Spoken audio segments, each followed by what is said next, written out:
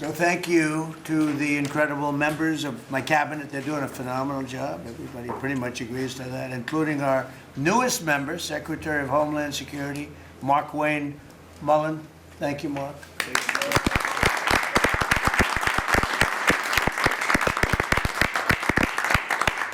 And we all know him very well, and he was a very popular senator, a very effective senator. Effective probably being the more important word. JD, don't you think? Yes, sir. And we wish you a lot of luck. Thank you. I think you do fantastically well. Congratulations to you. You have an amazing family that were here yesterday in the Oval, sworn in. His family's amazing, so thank you very much. We're now on day 41 of the disgraceful Democrat shutdown of Mark Wayne's department. Congratulations. We came into a department that's shut down by the radical Democrats. Right? But Democrats are really punishing the American people. I saw it today on one of the shows where they were interviewing people at the airport, and they're all angry at the Democrats. They're saying they're actually angry at Schumer. I didn't think anyone knew his name. One woman said, that Schumer is disgraceful. He's a disgrace to our country. But they're angry at the Democrats. They know what's happening. But they're punishing the American people, including travelers at airports, all in the quest to return to open borders and give amnesty to illegal alien criminals. They want to give amnesty to some of the criminals that came into our country, just about all of them, actually, if you look at it. They love sanctuary cities, which is a sanctuary for criminals. They want to make sure they're taken care of. That's what we're fighting about. That's really what they're fighting. They don't talk about that, but that's what they're fighting about. They want to protect criminals.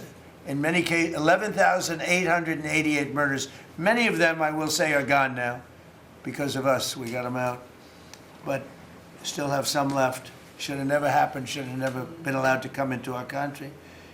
But we're not going to let it happen. We're not going to let the Democrats get away with this stuff, and people are wise to them. So they need to end the shutdown immediately, or we'll have to take some very drastic measures.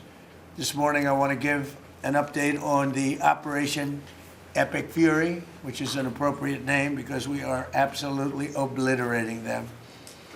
Over the past 3 weeks, we've been hitting Iran's military capabilities at a level that few people have ever seen before. People never knew there was such a capability. We have the strongest military anywhere in the world by far. I built it during my first administration, and I used it during my second administration. Unfortunately, because I'd rather not have to use it. But it's a display of force and precision and skill like nothing the world has really witnessed, although you got a pretty good witnessing of it in Venezuela also. And that was a smaller version of what we're doing now. We're crushing their missiles and drone stockpiles, destroying their defense industrial base. We've wiped out their Navy completely, their Air Force completely. We've wiped out a large percentage of their missiles. And the missile launchers, without the launchers, the missiles don't do any good. And we've knocked out probably close to 90% of the launchers, probably more than 90% of the missiles themselves. Between some they fired and more than they fired, we knocked out. We've also destroyed a lot of the factories. We're continuing to do that, but a lot of the factories where they manufacture the drones and the missiles.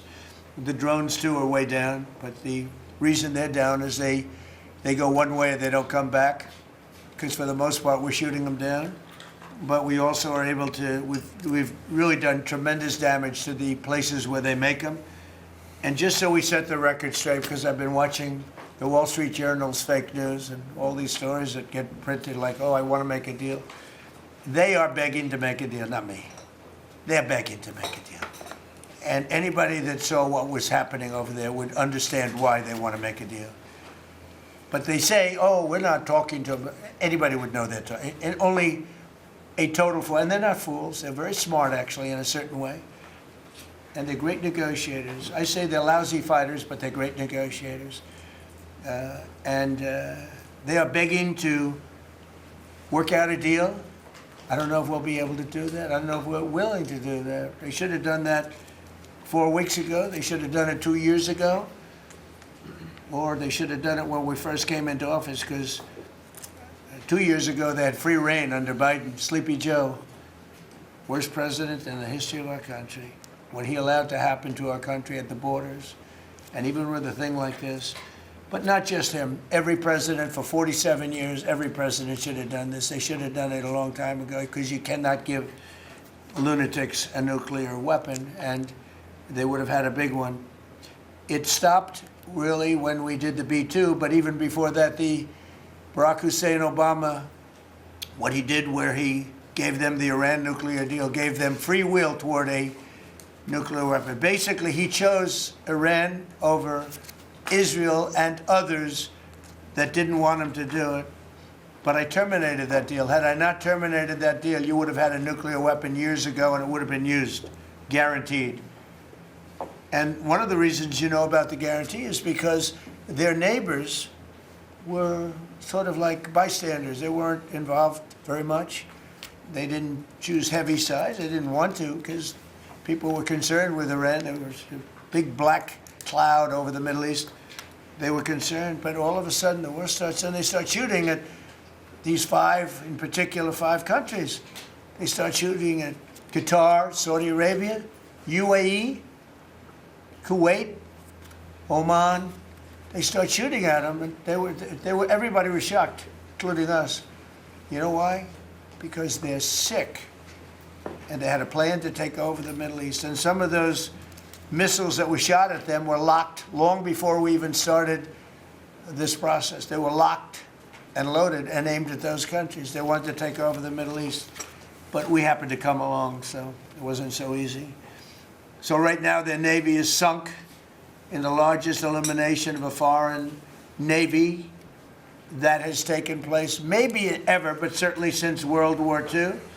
Their air force is gone. Their anti-aircraft and communications capabilities are totally dismantled. And one of the problems they do have when they deal with us is we deal with people, and the people aren't able to communicate with anybody else.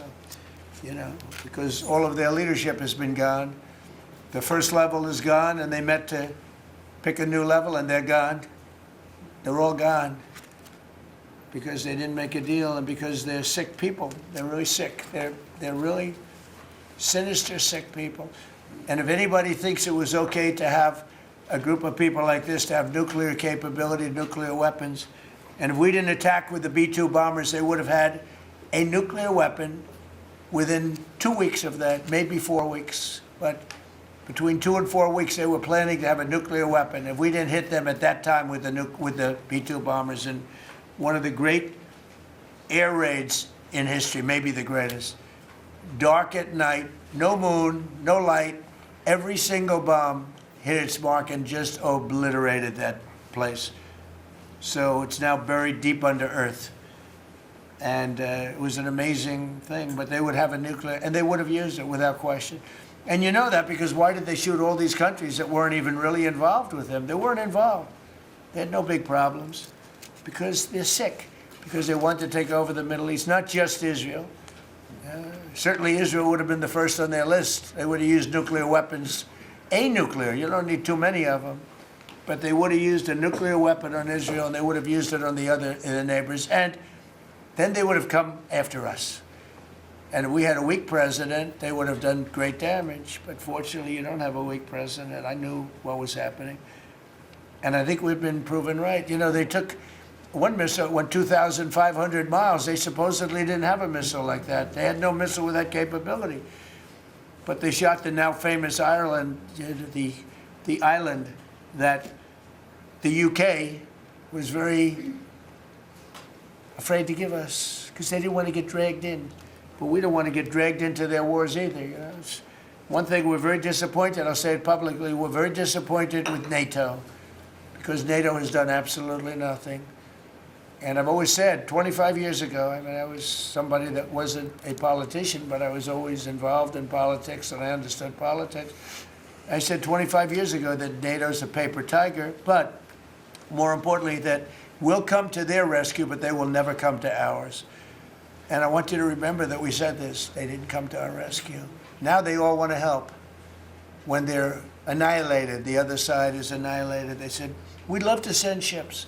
They actually made a statement, a couple of them, that we want to get involved when the war's over. No, it's supposed to get involved when the war's beginning, or even before it begins. We had the UK say that we'll send, this is 3 weeks ago, we'll send our aircraft carriers, which aren't the best aircraft carriers, by the way.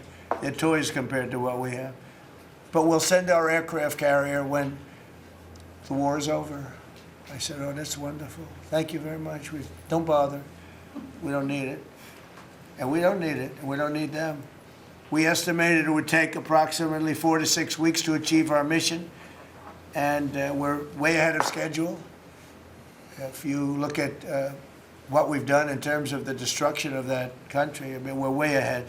Think of it, they have no Navy, and they had good ships. 154 ships have been shot down and are resting very nicely at the bottom of the sea.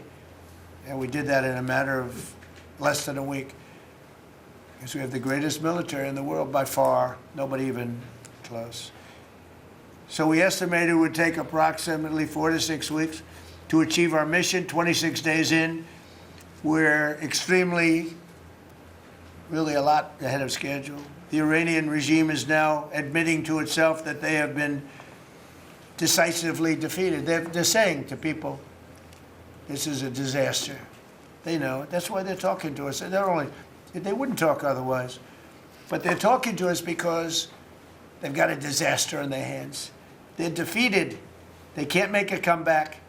We're free to roam over their cities and towns and destroy all of their crazy nuclear weapons and missiles and drones that they're building. Oh, we're doing that. They now have a chance to make a deal, but that's up to them. And they'll tell you, we're not negotiating. We will not negotiate. Of course they're negotiating. They've been obliterated. Who wouldn't negotiate? They are begging to make a deal. We'll see if we can make the right deal. And if they make the right deal, then the strait will open up. Hormuz Strait will open up. And even now, we don't know if there are any mines. You know, they have 22 they call mine droppers. Think of it. Who would have 22 mine droppers? There's a boat that drops mines. Who has 22 mine droppers? Except for people with very evil intention. So every one of those mine droppers has been struck with the same weapon we used to stop drugs from coming into the United States of America.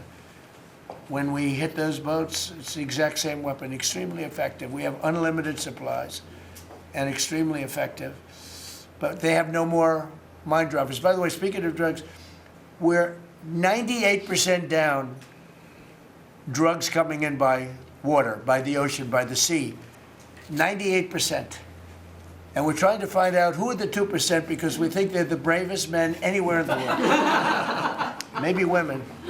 But whoever's on those boats is very brave or doesn't watch television.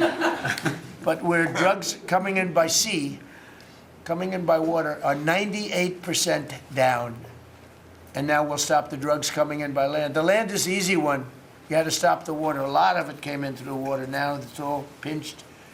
And these people are trying to come in by land. And we will, that's the easy one. But we had to take care of the water first. Nobody's coming in. Virtually nothing is coming in anymore. It was hundreds of millions of dollars a week were coming in by water. But they now have the chance, that is Iran, to permanently abandon their nuclear ambitions and to chart a new path forward. We'll see if they want to do it. If they don't, we're their worst nightmare. In the meantime, we'll just keep blowing them away, unimpeded, unstopped. Well, there's not a thing they can do about it. They can't do anything about it, you know. I tell you, if they could, you'd be hearing about it. You'd be hearing about it. You don't hear anything about it.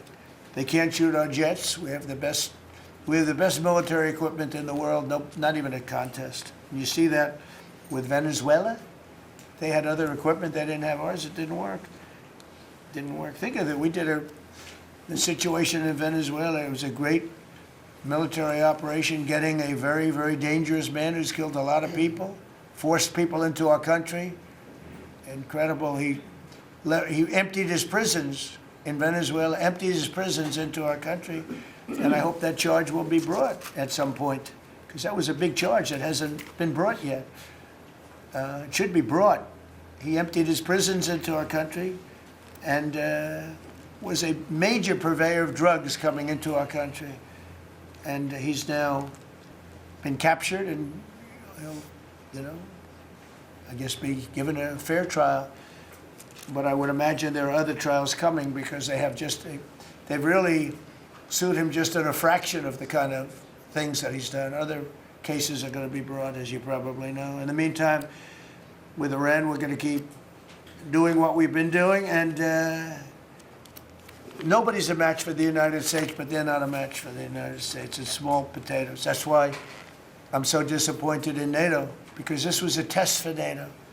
This was a test. You can help us. You don't have to, but if you don't if you don't do that, we're going to remember. Just remember this in a number of months from now. Remember my statements. They have an expression, a great expression, never forget. Can never forget. So as we end threats to America abroad, we're focused here at home on building the greatest economy in the history of the world. Now, before this started, the Dow hit 50,000. The S&P hit 7,000. Both of those achievements were not achievable. Every one of you, most of you, I guess, said you'll never hit 50,000 during a 4-year period because it was too high a number. Well, we hit it in our first year. And I said, well, now we have to take an excursion to Iran and we have to stop this maniac who's no longer with us. The supreme leader wasn't so supreme, no longer with us. It's very sad. But we have to stop him from blowing up the world, blowing up the Middle East, and blowing up our country, and we did that. And frankly, I thought the oil prices would go up more, and I thought the stock market would go down more.